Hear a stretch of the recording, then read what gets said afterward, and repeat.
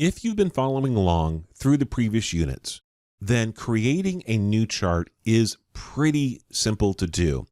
It reminds me of creating the tables, where if you knew how to do it, it was fairly simple. Excel really does a lot of the heavy lifting for you. I want to take a look at 3 different ways that you can create a chart. And just like in previous conversations, you pick the way that works best for you. You figure out which one is the most convenient for you, which one is the most fun, the easiest, what have you. But you figure out which one is the best way for you to do you, okay?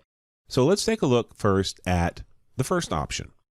Doing this, you first select the range of cells. So I am going to select my range of cells. Here we go. Then I'm going to go to the Insert tab. I'm going to click on the Insert tab. And then I'm going to look for the Charts grouping. Over here is the Charts grouping. Then I'm going to click on Recommended Charts. Excel is now going to give me options. It's looking at the data that I used, and it's saying, hey, here are some charts that we recommend that you use. Here are different recommendations that you can use. I'll click on them, see which ones I like.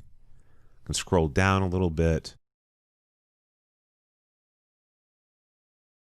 And so these are different recommendations that Excel is saying, hey, this would make a good format for your charts. I will select one. Let's go with, this one. I like the first one. I'm going to click OK. And it's just that easy. Excel has now made you a chart.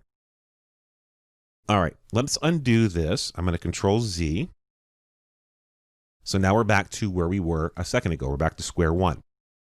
Option 2, we're going to use the Quick Analysis toolbar. So once again, I'm going to highlight and select the range that I want.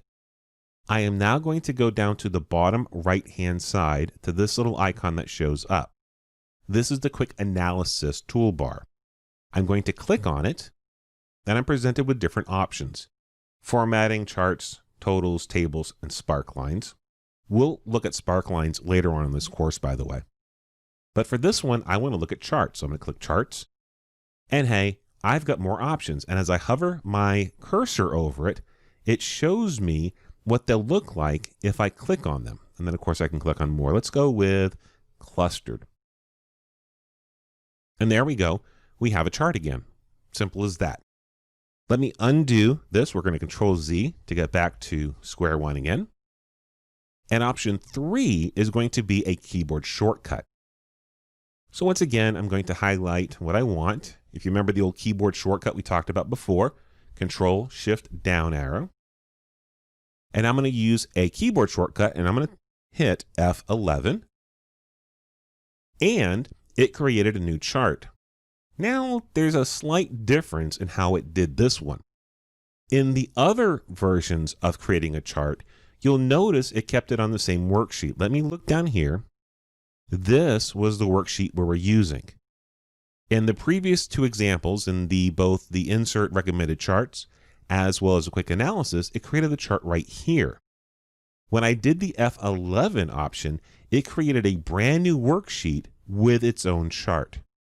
So those are 3 different ways that you can make a new chart.